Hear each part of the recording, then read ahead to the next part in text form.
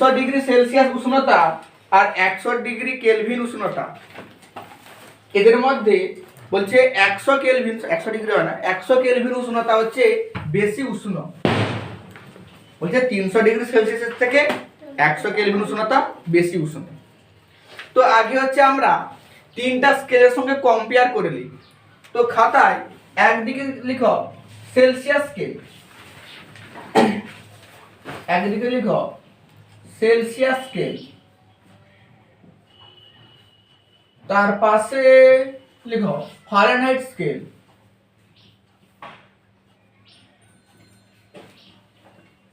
Fahrenheit scale, আর তার পাশে লিখো kelvin scale, scale.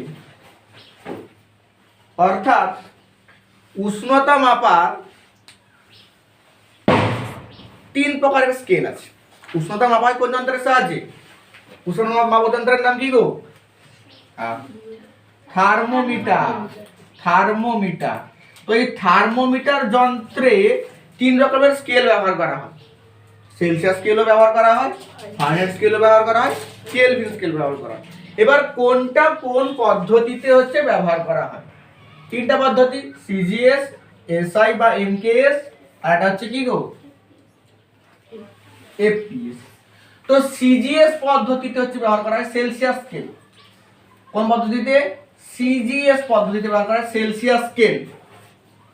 Fahrenheit scale কোন পদ্ধতিতে ব্যবহার করা হয়? এফপিএস। এফপিএস পদ্ধতিতে আমরা উষ্ণতা মাপতে ব্যবহার করি ফারেনহাইট স্কেল। আর কেলভিন স্কেল এসআই পদ্ধতিতে হচ্ছে কেলভিন স্কেল ব্যবহার করা হয়।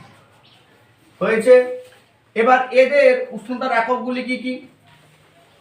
এর ক্ষেত্রে লেখা হয় ডিগ্রি সেলসিয়াস, ডিগ্রি সেন্টিগ্রেড। ফারেনহাইটে লেখা হয় ডিগ্রি ফারেনহাইট, ডিগ্রি এফ। আর কেলভিন স্কেলে লেখা হয় শুধুমাত্র কে, কেলভিন। কেলভিন স্কেলে কোনো ডিগ্রি লেখা হয় না, মনে রাখবে যে ডিগ্রি কেলভিন নয়, শুধুমাত্র কেলভিন। বুঝা গেল? মাত্র কেলভিন। এবার হচ্ছে এই সমস্ত স্কেলের ঊর্ধ্ব স্থিরাঙ্ক আর নিম্ন স্থিরাঙ্ক থাকে, মানে লোয়েস্ট মান আর হাইয়েস্ট মান। এই লোয়েস্ট মান আর হাইয়েস্ট মানটা কি হিসাবে তৈরি করা হয় জানো?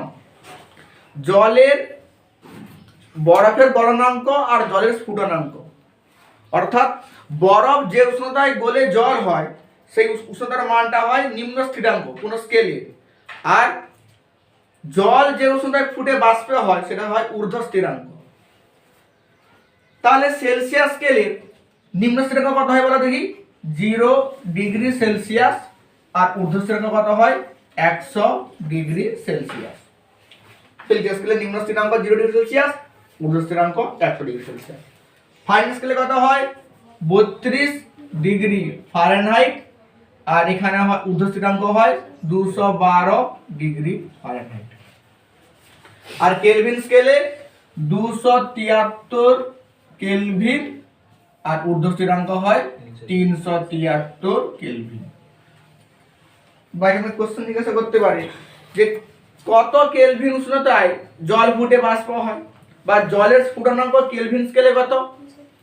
373। জলের স্ফুটনাঙ্ক ফারেনহাইট স্কেলে কত? 212। সেলসিয়াস স্কেলে কত?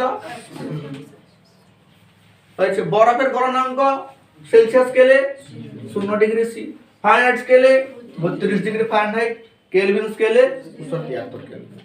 এই নিম্ন মানগুলো হচ্ছে বরফ যে উষ্ণতায় গলে জল হয়, আর ঊর্ধ্ব স্থিরাঙ্কগুলো কোনগুলো? জল যে উষ্ণতায় ফুটে বাষ্প হয়। এবারে আমরা ট্রান্সফার দেখব। ট্রান্সফার মানে কিভাবে হচ্ছে আমরা সেলসিয়াস স্কেল থেকে কেলভিন স্কেলে যেতে পারি।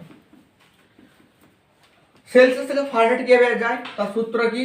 C/5 সমান হচ্ছে F - 32/9। আর এটা সেলসিয়াস স্কেল থেকে ফারেনহাইট স্কেলে যাওয়ার সূত্র। কেলভিন স্কেলের সূত্র কি? কেলভিন স্কেলে ধরো সেলসিয়াস স্কেলে যদি মান C হয়, C, তাহলে কেলভিন স্কেলে তার মান কত হয় বলো তো? 273 প্লাস C। মানে ধরো কোন উষ্ণতা 27 ডিগ্রি সেন্টিগ্রেড, মানে সেলসিয়াস স্কেলে দেওয়া আছে, তো কেলভিন স্কেলে গেলে কি করতে হবে 273 যোগ করে দেবো, মানে কেলভিন স্কেলে কত হবে 273 প্লাস 27 মানে 300 কেলভিন। কত কেলভিন 300 কেলভিন। তো পরীক্ষায় একটা মোস্ট ইম্পর্টেন্ট কোশ্চেন জিজ্ঞাসা করে যে 30 ডিগ্রি সেলসিয়াস উষ্ণতা আর 300 কেলভিন উষ্ণতা এদের মধ্যে কোনটা বড়, 30 ডিগ্রি সেলসিয়াস না 300 কেলভিন? তাহলে আগে আমি সেলসিয়াসটাকে কেলভিনে করলি, একে কেলভিনে করলে কত হবে স্যার, এর সঙ্গে আমাকে 273 যোগ করতে হবে, তাহলে কত হয় এটা 303 কেলভিন, আর এটা কত 300 কেলভিন। তাহলে কে বড় হবে 30 ডিগ্রি সেন্টিগ্রেড বড় হবে। বুঝা গেল? সেন্টিগ্রেড থেকে কেলভিনে যেতে গেলে কি করতে হবে 273 যোগ করতে হবে, আর উল্টা কেলভিন থেকে সেন্টিগ্রেডে এলে 273 কি করতে হবে বাদ দিতে হবে। এখানে কোশ্চেনে কি বলেছিল, বলছিল যে 300 ডিগ্রি সেলসিয়াস উষ্ণতা আর 100 কেলভিন কে বড় হবে, 300 ডিগ্রি সেলসিয়াস না কত বলেছে 300 ডিগ্রি সেলসিয়াস উষ্ণতা আর 100 কেলভিন উষ্ণতা, অবশ্যই 300 ডিগ্রি অনেক বেশি, কারণ 300 ডিগ্রি সেলসিয়াস মানে হচ্ছে 300 প্লাস 273 মানে হচ্ছে 573 কেলভিন, আর সেখানে কত বলছে যে 100 কেলভিন। বুঝা গেল? এর পরের কোশ্চেন দেখো, এর পরের কোশ্চেন